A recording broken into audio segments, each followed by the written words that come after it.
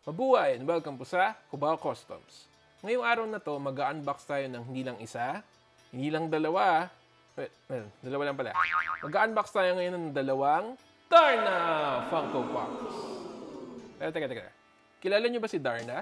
Si Darna ang isa sa mga pinakasikat na Pinay superhero na nilikha ni Ravelo na unang lumabas sa Filipino Comics number 77 noong May 13, 1950. Pagkatapos siya sumikat sa comics, nagkaroon siya ng iba't ibang TV series, maraming pelikula, na siya nagpasikat sa katagang Ting! Ang bato! Ano? Ready na ba kayo? Simulan na natin to. Ang una nating i-unbox ay ang custom Darna Funko Pop mula sa Cubao Customs. Si Darna ang pinakaunang custom Funko Pop na ginawa namin. Isang araw kasi, yung kaibigan ko, si Carla, tinanong niya kung kaya bang gumawa ng custom pop. At ang naisip naming character, walang iba, kundi si Darna. Pagkatapos nun, sinali namin siya sa Funko Pop Roadshow at nanalo siya ng first prize sa Custom Pop category noong 2014.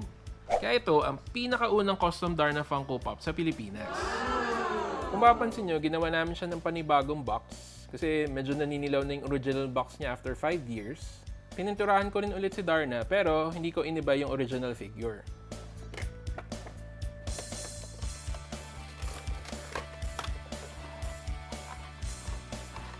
So, ang ginamit namin dito sa paggawa ng custom Darna Funko Pop is yung DIY na female.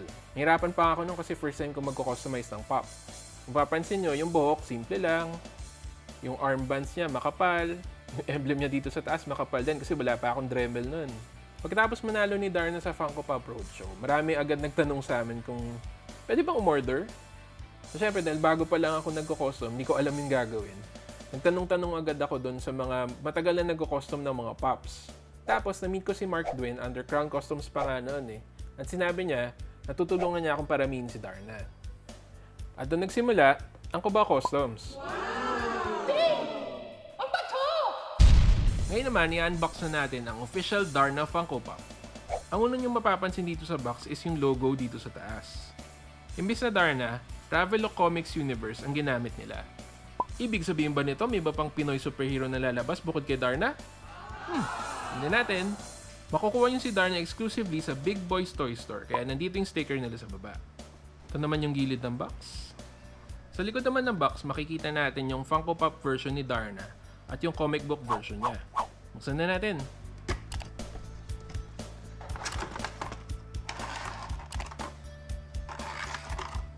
Yan. Ganda, di ba? Yung crest niya or emblem dito sa helmet ay sumisimbolo sa Air Force. At yung puting diamante, binase naman sa anting-anting. Ang stig ng pose niya, di ba? Tingnan muna natin likod. Wow! Instant hangin effect. Gusto ko yung detail ng buhok kasi napaka-dynamic. Parang hinahangin talaga. Yung tulad nung ginawa namin dati na mukhang sombrero. Oh, hindi ko na makalimutan. Meron nga pala siyang kasama acrylic stand. Lalagay nyo lang siya dito sa butas ng paa para mas madali siyang tumayo. Paano ba kayo makakabili ng Darna Funko Pop? Available na ngayon si Darna sa FunCon mula August 2 to 4 sa Glorieta Activity Center from 10 a.m. to 10 p.m. Pagdating nyo dun sa event, may dalawang klaseng pila. Ang unang pila para sa walk-ins. Pwede kayong bumili ng isang Darna Funko Pop kada tao sa halagang 800 pesos. Ang susunod naman na pila ay para sa mga may White Mystery Card tulad nito. Paano ba kumuha ng White Mystery Card? Kailangan nyo lang ng 3,000 pesos worth of purchase sa kahit anong Big Boys Toy Store. Pwede kayo magpapalit ng 3 sumo dollars para sa isang White Mystery Card. Kung may White Mystery Card kayo, mapupunta kayo sa priority lane. Ibig sabihin, uubusin muna lahat ng nakapila sa priority lane bago papasukin yung mga walk-ins. Pag meron kang White Mystery Card, pwede kang bumili ng hanggang 2 Darna Funko Pops kada tao.